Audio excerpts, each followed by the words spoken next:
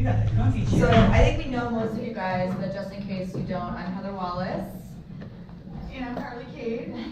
And I wrote the In the Reins series, and Heather has written a variety of Yeah, Confessions of a Timid Rider, the Equestrian Handbook of Excuses, and coming out with Girl Forward next month about my travels to Mongolia. And thank you, Rebecca, for coming. Rebecca is here from Trafalgar Square Books. So we've got, traditional publishing and then independent publishing, and some of us are just starting out with books, and some of us are very well established. What's really cool about HP since I started is I've noticed that the author community is really growing. And I know we all read about horses, we all love horses. People that read my books will read her books, will read your books. So what I'm really interested in is talking about not only answering your questions on both independent and self-published or in traditional publishing, but discussing how we can really unite as authors and support each other through our various channels. And really support the equine author community. I love to use the hashtag authors unite when I'm sharing about other people's books. And raise your hands if you've written and published a book. Okay. Raise your hand if you want to publish a book. But who here has traditionally published? Raise your hand. Okay. And then who's an indie author? Right, so we've got a good balance of both. Yeah, that's great. So really we want this to be a free flow, open forum, conversation, brainstorming. So questions, I think, would be a great way to kick this off. And don't forget, we have Rebecca here that represents traditional publishing that can answer a lot of questions for us too. Yeah. So when I first was developing my first book, I did a lot of research on my own, and there is a wealth of information out there. I also talked with other authors who are always happy to help. I mean, you can call us anytime, and we'll chat with you about what that looks like. But I first went in and kind of educated myself, and I took some notes, I made some printouts, I looked at the pros and cons of both independent publishing and traditional publishing, and I really looked at what was best for me. And how that would work with my schedule and what I was doing, because and the choice is really yours. Things have changed a lot, and educating yourself is the best way, I think, to start something. And don't feel overwhelmed. Just remember, it's like baby step by baby step by baby step by baby step, and there's people to help you along the way. And then there's opportunities to hire people that can help you with book design and editing and copy editing and formatting, and then just chatting with your peers here at AHP will really help you along that process. For example, actually, Hope is a great example. Do you want to talk about Yeah, so last year we were sitting around dinner and drinks. Yes, and so and the idea for this book that I kind of just partially jotted down some notes for, and Sarah had and was talking to these ladies about. And anyway, the idea was born for the book, and from that point I came home and started working and emailed some phone calls and different things back and forth, just kind of pulled everything together. And that was really helpful to me, besides just the research piece on my own. It was just being able to have somebody that I knew in person that had gone through the process, or if I ran into some issue, what did you do to handle this? And so that was really beneficial. And I think one of the smartest things, besides having them, was just hiring out. So just because you're an independent author doesn't mean you should do it all on your own. No. You should get professionals. I don't really have time. And Yeah. it's not, Right. I mean, I hired a cover designer and I hired an editor. I think never underestimate the powerful connections, and that's exactly what we're trying to do here. And she did it in a year, right? Yeah. And she had overwhelm in the beginning. I remember Yeah. her overwhelm. Yeah. And the other great thing too is by using all of us as resources, we have contacts we can share with you that will save you time. People that we've worked with that know what they're doing, that can help you, rather than you having to go find it on yourself. You have resources in this whole group here. Can you talk to the process of self-publishing, like how that works and how you find a publisher and what you do and Sure. printing and blah, blah, blah? I did a piece at a pet blogging conference about taking a blog and turning it into books, because a lot of people with blogs want to do books. So it was really, and I can certainly share with all of you guys, it was really very basic about kind of the differences between different platforms. That's the thing about independent publishing right now, is there's a lot of platforms to choose from, so that alone can be overwhelming. Lulu, Ingram, KDP, Create Space, which is the Amazon branch. And so I really recommend you kind of look and do your research. Some of them are more user-friendly than others. Some have higher quality print than others. Some have more distribution than others. So it really is a personal choice and preference, the benefits of traditional publishing. So like if someone's not sure about independent versus traditional, maybe, you know, kind of talk a little bit about the pros of that. Because I mean, I think traditional publishing, there's a lot of guidance that authors get along the way, because you have a team in place. Well, that's true, and we have a couple of people in here who we've worked with various times. The benefits of independent publishing is, as you two can attest, you maintain complete control over your work. And that simply isn't the truth if you get a publisher who wants to work with you.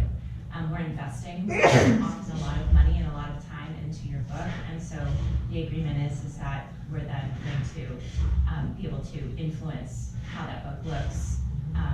We usually edit and transparently, but there is an editorial process, and we also obviously share in the proceeds. That all comes down to a contract, which is something that you wouldn't have to deal with unless you're hiring out and then hiring subcontractors, which I'm not sure exactly how you deal with that. The benefits is we kind of remove some of the responsibility from your shoulders. So we have our own freelancers, we have our own designers, we edit in-house. We provide that service when we agree that we're going to publish, and we also pay for the printing, and we take the responsibility to make sure that it looks a certain way. And if it doesn't, then you can yell at us and not deal with Amazon, which is very difficult in certain situations, which I'm sure you know. For sure, yeah. But I mean, obviously, and especially when it comes to a real, in fiction is a different world now. I mean, I do think that a lot of people have stories to tell, and it's a lot easier to get your book out quickly and get it out the way you want it if you self-publish, especially if you have the time and the energy to grassroots promote. I mean, you guys are examples of how that can be a success, and I'll include you. Sorry, I don't mean That's to okay. include you. Could you tell us about the benefits when it comes to distribution and marketing of a traditional publisher? Sure. And again, it's a really fluid world right now, but it has long been the standard that we have national distribution. So Ingram is our national distributor. They have sales reps in the field and into specialty shops and into and they handle all our distribution into Amazon and Barnes & Noble and into Canada. And we also have distributors in the UK who handle distribution of our English language books into Europe, also in Australia and New Zealand. So all that is already part of who we are. However, to be completely honest and forthright, you know, the role of the distributor is changing to a certain degree, and Amazon is changing that. So individuals can still have a lot of success, not necessarily in getting them into independent bookstores. That's still a real challenge, and it can be very difficult for us as well sometimes. But I do think that it's getting easier for people, especially if they have successfully constructed a platform and bring marketing to the table. That they have evidence of a following and a need. And would you share a little bit about what the submission process for working with you would look like? I think that that's something. Yeah, like some places won't take submissions without an agent. Like unsolicited submissions. Yeah. So that will certainly be the case with major publishers, mainstream publishers, you know, Big 5, Big 7. A lot of them they're not going to accept a submission unless you're coming in with an agent, and often that agent actually has to be on a first name basis with people within that publishing company. That also is the case if you're hiring publicists, just FYI, to help support your efforts in selling your book. In our case, I mean, here I am. It's just not how we have submission guidelines on our website, and a lot of small publishers, to be honest, are the same way. You can go on their site, they're going to have submission guidelines. They accept unsolicited manuscripts. Often you can send them an email, and they'll come back and they'll illustrate that in more detail as to what they require. I would say, unless you're trying to sell, you know, you're looking for a 6-figure advance, and you're going to Simon & Schuster, don't bother with an agent. They're just going to take your money, and I'm sorry if there's anybody in here who's an agent.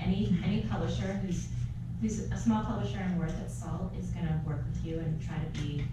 There's going to be back and forth, and we'll be fairly transparent with you and how the contractual process works.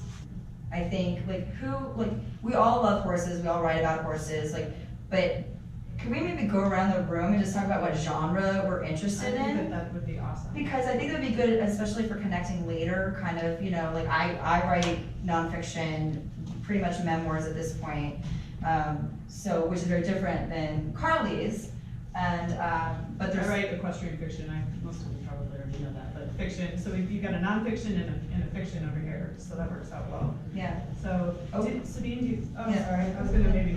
Okay, fine, okay. Sabine, you wanna go first? My genre is basically educational, how to, it's a little bit into the scientific, medical aspect of it. But that was just the one book, and I'm working on something totally different on the business aspect. So Trafalgar doesn't do that. I've ever talked to Martha about that. But, you know, maybe making it slant more towards the equestrian industry might be something that would be more of interest. Great, Shelley. Great, Sherry. I'm looking to do an aesthetic photography book, and I haven't decided which subject yet, but that's what I'm interested in doing. Have you talked with Shelley Paulson? She's written a photography book. She might be a good resource Okay, yeah, for I you. met her Have a you couple met her? times, yeah, She's so great. I'll Okay. chat with her. Yeah. Thank you.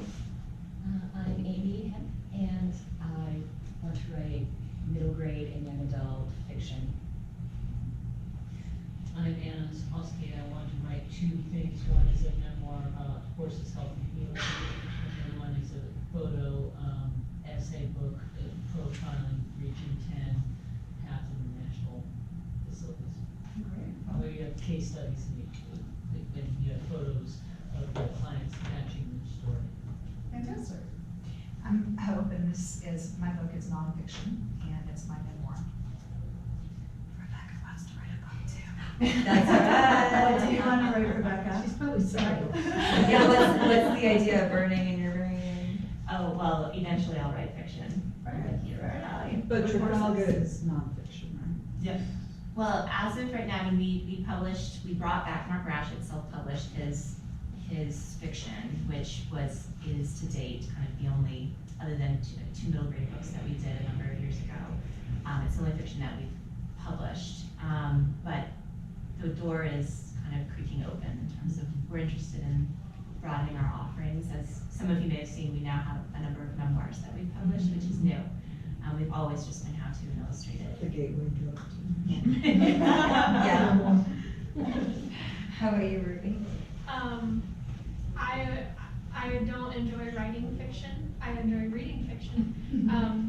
I'm interested in memoir and biography. I'm Lucille. For now, I'm just a student. I don't write books quite yet, but maybe one day. And my topic that I write about is equine health and veterinary medicine. Thank you for joining us. Jean in your throne back there. Hello, Nick Fergus. Too? She's our local celebrity, yeah. And then we both go like, oh, shit. Now everybody's gonna come take It's a good pictures. fit. Well, yeah, I mean, Fergus could go in any number of directions, but, the comics are for a little bit older reader, older children. The 3 books in poetry are little hardcover ones, which you saw in the auction are for ages 5 to 95.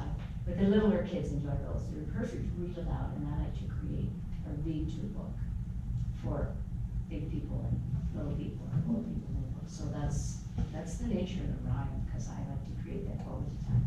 So that's kind of where those go. Toby? I'm an Arabian horse historian. I've written 3 books. I'm working on a book with a woman who was one of the big Arabian horse show people of the 70s. That's going to be out pretty soon. I'm working on my own book. I'm an editor with 30 years experience, and I love working with horse people. So if I can give help in any of this, I'd be glad to talk to you guys. Toby's awesome. Yes, yes. He's very good. Now, Holly, we heard a little bit about Yeah, I mean, it's historical Yeah. nonfiction, it has Billy the Kid, it has the history of New Mexico. I'm Jennifer. I've worn a few different hats, all in the nonfiction realm. Started my career as a book editor. So I've edited a bunch of books, both equine related and on other nonfiction subjects, and have done acquiring proposals, co-authoring, copy editing, content editing, development. and have written 3 nonfiction horse books. One was co-authored and published by Crowder with Betsy Steiner, and then a USDF dressage book and a history of the Olympic equestrian events. I have an interest in learning why people opt for the self-publishing route, because in as much as it seems to be becoming more common. So can I comment on that really quickly? If anyone's curious, and then we'll get along to the rest. So I heavily weighed the two before I decided to self-publish, and I'll tell you straight out of the gate, the reason why I decided to independently publish. Now, I started my career in the music industry, and back then there was distribution only through major record labels, and you had to be lucky and get discovered by an A&R agent. And what I want to message is there's a change happening in publishing that impacted movies and music, and now it's heading towards books, but giving the power kind of to the creator. So there's nothing wrong with an independent musician or an independent film or an independent film festival. There's nothing wrong with being an independent author. I chose to do that because I make more money in royalties. I have a say on what my cover design looks like. I have a say on my content and how that goes. But more importantly, I retain my intellectual property. So I can do whatever I want with my book whenever I want. I can make audiobooks, I can make a box set, I can put it on all the major channels that I want to put it on. So I have complete control, and I'm fortunate because my background, my corporate background, provided me with the skills to be able to do and manage all those things. So I understand PR, I understand communications, I understand marketing, I understand branding, I understand social media. So it made it maybe a little bit easier for me, but I get to hire who I work with. No one's telling me what to do, and I kind of like that independent ownership of my own work. I can rebrand my books anytime I want, recover them. I can, pitch them to filmmakers if I wish to, which I'd like to talk to you all about the Equine Film Festival, by the way, before we leave. But that's why I chose independent publishing, and it wasn't always that easy. They used to call it vanity publishing, and it was very expensive, Very frowned upon. And frowned upon, And right? the books would end up in your, garage because there really Right. wasn't a way to. And this is print on demand, so I can have as many as I want, and it's available in all the mainstream channels, and it's only getting better. There are tons of resources out there that will show you how to independently publish. If you want to do the work, that's the thing, you have to do the work, and you have to be responsible. Editing, copy editing, good cover design. You can't just put out, I think the reason why independent publishing has gotten a bad name is because people don't do the work and they're not diligent about making sure they're delivering a good product. Good quality. And I think that's changing because there's a community that are coming together to have conversations around how to independently publish correctly. There are now organizations that support independent authors. There's the Independent Authors Alliance. There's a woman called Joanna Penn of the Creative Pen. She has a podcast which is fantastic, so much information, a wealth of knowledge on the trends as they're changing too. That's what's so valuable. So I think independent publishing is only going to get more powerful. I think to the other side of that, because all of the corporate skills she just described, I don't have them. Exactly.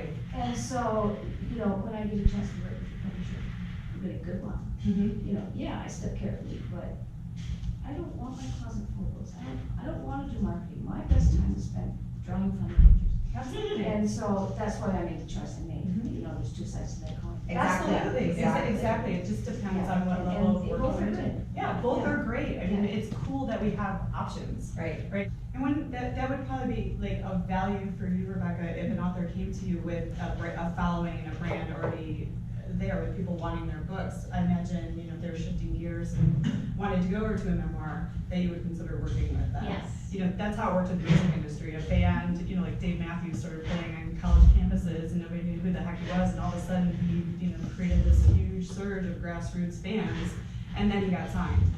So you can do it that way too. I mean, you can go back and forth either way. It just depends on what's right for you. So I'm sorry, I stopped the introduction. Oh, yeah. I'm Audrey Pavia. I have 7 traditionally published first books. They're all nonfiction. My interest for the future is to start doing fiction, and I know that's a lot harder to get published than nonfiction. So I'm open to hearing about the benefits of self-publishing, maybe when it comes to fiction. That I did start, like, it's very baby steps, but I started like a Equine Author Community Facebook group just for this kind of engagement, so people can go on, they could say like, hey, I'm looking for advanced readers, I'm looking for reviewers, I'm looking for help, you know, advice on this publisher, I'm looking for, and so so it's Equine Author Community, I think is the hashtag. Candace Carabas Rice, I publish under Candace Carabas, that book right there wrongly is mine. I write fiction, I'm independently published. And just to speak to both of your points, one of the things to also consider, I think, between traditional and independent is, in fiction at least, unless you're really big, you're not gonna get much marketing even from a traditional publisher. So if you think one of the benefits of going traditional is I won't have to do any marketing, that's not true. You're still going to have to do the vast majority of your own marketing. It's So- actually an expectation now. Sure, Mainstream, right. I mean, I'm not saying that just from my perspective. I Mhm. know from speaking to mainstream publishers and editors that Yeah. a lot of them, they won't even sign a book if you don't already have a social media platform and marketing scheme that's already established. I'm Amy. I published my first poetry book through KDP, which is on Amazon. Like Carly, I hired my artists, and my next project I'd like to work on is like a Western fiction kind of fantasy. Yeah, you guys should record. I'm also have like created a little plan for, I'm in California, so we have giant sequoias, so I'd really like to highlight them, as well as somehow tying horses into that, because in our area it's an hour to get there, so we can ride our horse through the wishbone tree, you know. So yes, that's I may consider traditional publishing. I don't know. I'm open to anything. Yeah, so I think it's kind of funny. So Carly and I, you know, we became quite close, and obviously fiction. You know, there's some people out there who are established and have really amazing reputations as writers or photographers or whatever, and then they go into books. And then there's people who are kind of starting off and use books to kind of elevate them and to help build their reputation. And there's really no right way to do it. I feel like that's the beauty of things. And you know, I started my blog last year. Well, I rebranded last year, and I launched the Timid Rider at the same time as I released Confessions of a Timid Rider, and it's been a whirlwind of just awesome things. The cool thing that's happening too with SEO and particularly on Amazon is you are actually able to drill way the heck down to get to equestrian categories. They actually have an area for that. So there's like a bestsellers list for equestrian themed books, which is pretty cool. But there's a science to you know getting into the right category. So that's like a whole nother topic. But these are all like steps, right? So whenever I go to write a book or release a book, I make a list of my steps, right? And because I know there's a lot of them, and it may seem daunting, but you just check them off as you go. You know, you do your research, which way do you want to go, and then you just, you know, like a checklist, and then you take things off as you go along. I mean, the most important thing though about any of this is don't worry about it until you've written your book. Yes. Sit your buns at your computer and schedule a time. I like to do it in the morning because I'm still fresh, and write the book. Because you can talk all day long about writing a book, but unless you actually have the book and you write the book, this conversation doesn't matter, right? I think there's like some weird statistic out there that 80% of humanity says that they want to write a book, but only like 3% actually does it. You know, so do that. You know, it's like I think one of the best books I ever read also on writing is called On Writing by Stephen King. It's highly recommended in the writing community. If you're interested, I mean, and it goes in a little bit into his background, but it talks about his like writing process and his style and how many times he got declines and rejection letters until he became Stephen King. It's really a wonderful book. But I think the best advice is just write the book and then worry about all this other stuff. Like number one on your checklist, write the book, you know? And I think there's another quote out there too, and I don't remember who said it, but if you write 2 pages a day or 200 words a day, like within a year, you're gonna have a book. So yeah, and there's actually like platforms out there like Camp NaNoWriMo. Camp NaNoWriMo is awesome. like we said, what we really want to do is unite all of us together and become resources for each other and answer each other's questions. So after And thank you. Yes, well, and thank you. Thanks for coming. And I just wanted to mention the Equine Film Festival has a literary category. I'm partnering up with them this year on the literary corral to actually really put a bigger spotlight on the authors section. I'm going to be there. I'm going to have a table. Heather's coming. I think Hope is coming. Hope's already entered her book. A press release just went out through AHP about my partnership with them, but most importantly, there's a link with the criteria for how you can enter your book. She's our special guest. Lucille. Lucille! So you get all the books in the center there. They're all signed by the authors. Yes, thank you. And we love reviews. Yeah, we sign them all for you. Wow. What are you going to read first, Lucille? Mine. In the Reins! Congratulations!